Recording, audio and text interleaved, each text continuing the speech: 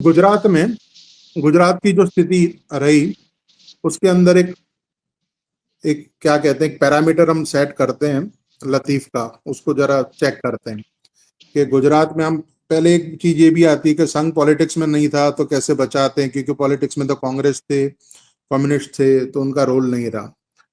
तो देखिए, संघ की ही एक शाखा कह लीजिए या तो उनकी राजकीय इकाई कह लीजिए, वो भाजपा, वो आ गई थी गुजरात में बहुत, और उससे पहले जनसंघ भी आ गया था। और उसी समय में गुजरात में एक गैंगस्टर लतीफ, उसका प्रादुर्भाव हुआ।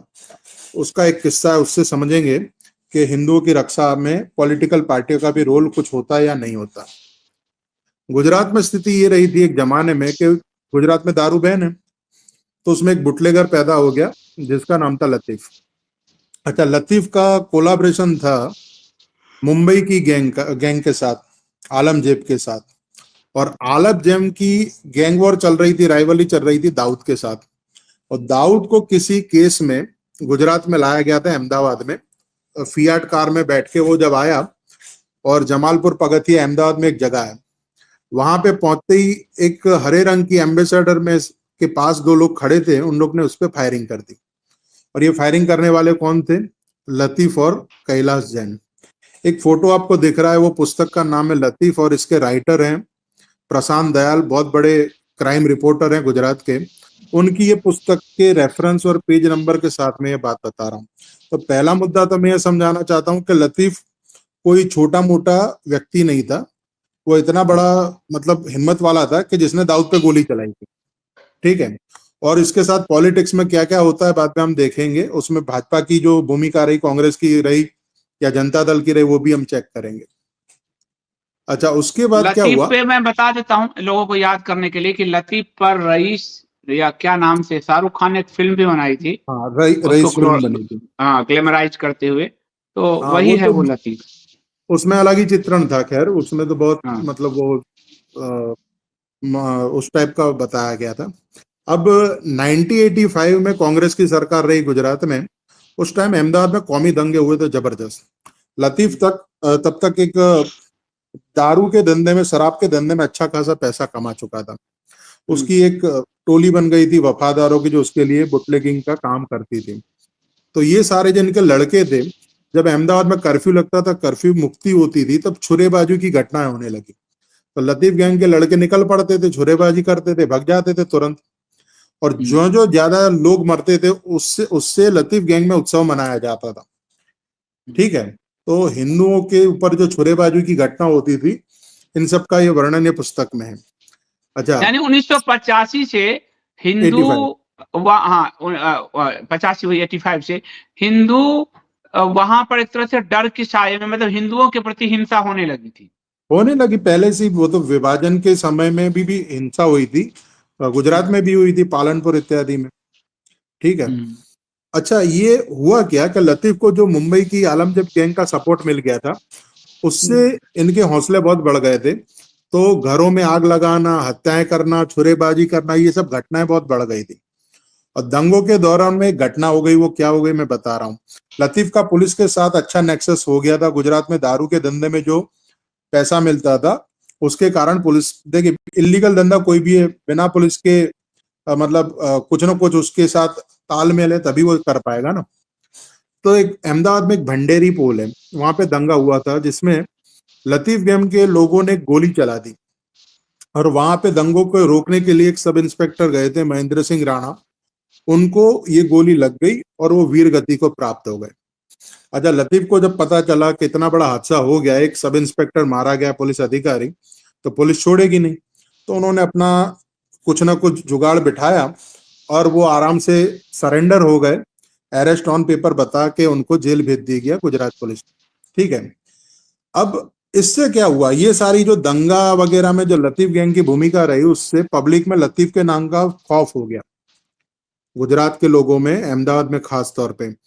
और 1985 के जो दंगे हुए, उसमें लतीफ की भूमिका और उसके लोगों की भूमिका को भाजपा ने बहुत प्रचार किया। ये पेज नंबर 18 पे लिखा गया है उसी पुस्तक में। तो मतलब प्रचार, भाजपा ने लतीफ इस दंगे को प्रचारित किया हिंदुओं को गोलबंद करने के लिए, परंतु हाँ विभाजन के समय जो 1 लाख स्वयंसेवक की दावा करते थे, इन्होंने हिंदुओं को कभी नहीं बचाया, बस उस दंगे को प्रचारित करने के लिए करके अपनी सत्ता प्राप्ति का खेल खेला।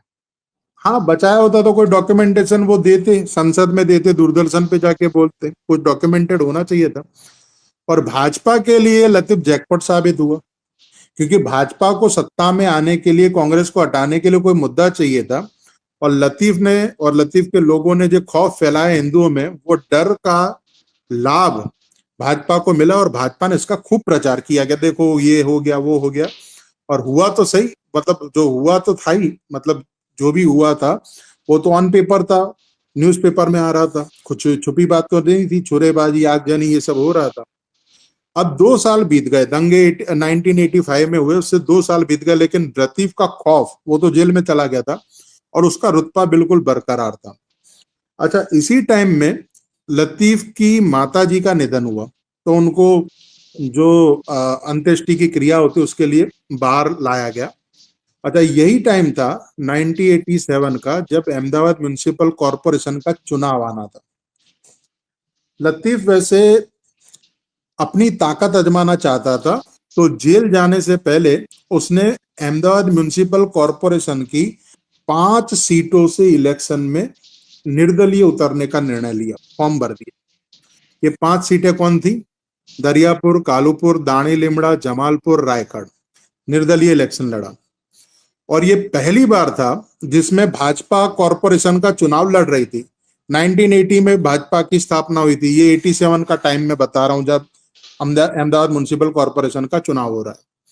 तो पहली बार म्युनिसिपल कॉरपोरेशन में जीतने के लिए भाजपा के पास कोई मुद्दा नहीं था, तो पहली बार अब म्युनिसिपल कॉरपोरेशन में लड़ने के लिए भाजपा उतरी, तब इनके पास कोई तजुर्बा तो था नहीं, कोई चुनावी मुद्दा उनने उठाया नहीं था। उनने एक ही मुद्दा उठाया था, लतीफ। अब कॉरपोरेशन के चुनाव में मुद्दा क्या होता है, जो भी उसके कॉरपोरेशन के दायरे में आते वो मुद्दे होते, लेकिन इनने उठाया लतीफ।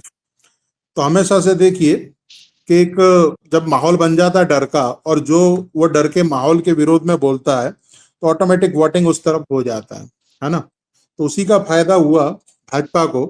आप आगे ले जाइए, तो इलेक्शन में क्या हो रहा है, इलेक्शन का रिजल्ट यह है कि लतीफ जेल से बिना कोई प्रचार के ही 5 की 5 सीट जीत गया।